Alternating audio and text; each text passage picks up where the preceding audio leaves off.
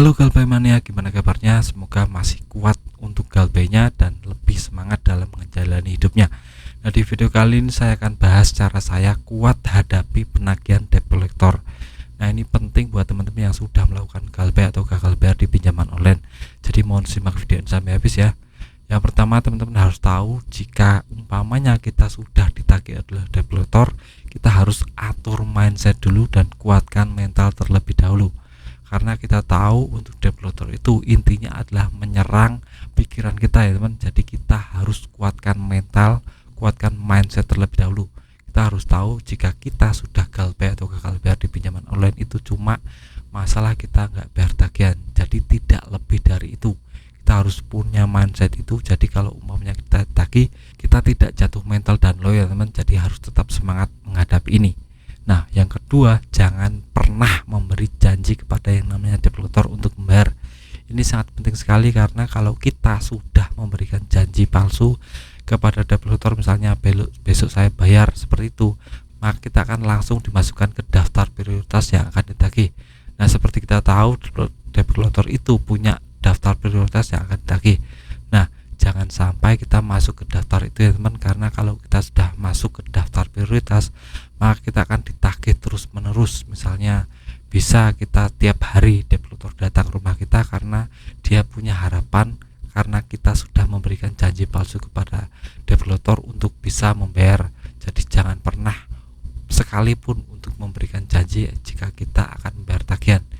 Kita harus bersikap ya cuekin saja ya teman. Kalau datang kita sambut saja, kita tanya dulu alamatnya, nomor identitasnya, surat kuasa dari debt collector, surat sertifikasi penagihan debt collector itu harus punya ya kalau debt collector resmi.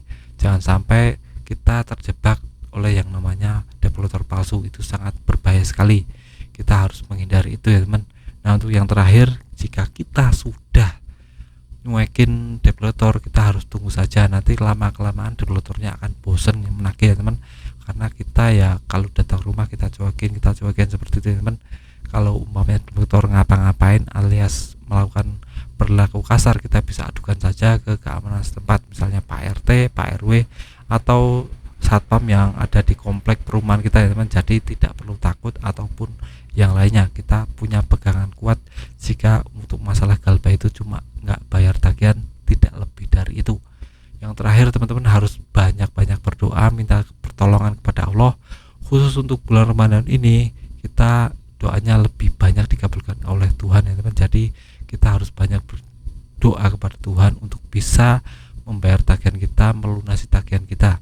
Terlebih lagi kita harus banyak bersedekah, membahagiakan orang tua, membahagiakan istri jika kita sudah punya keluarga teman. Jadi teman-teman jangan takut, jangan yang namanya pesimis. Kita harus optimis menghadapi hidup. Kita harus berpikir selalu positif ya teman. Jadi ke depan kita harus punya pikiran jika kita ada uang kita akan bayar tagihan seperti itu. Jadi kita harus cari income tambahan, cari pekerjaan yang layak untuk bisa mendapat income yang besar, untuk yang terakhir kita bisa bayar tagihan. Nah, itu saja. Jika teman-teman masih ada keluhan atau yang lainnya bisa tulis di komentar ya, nanti akan saya balas. Nah, itu saja video saya tentang cara saya kuat hadapi penagihan debt collector. Semoga teman-teman bisa terinspirasi dan bisa mengambil manfaat dari video ini. Sekian video dari saya, semoga bermanfaat. Tetap semangat untuk kehidupan yang lebih baik.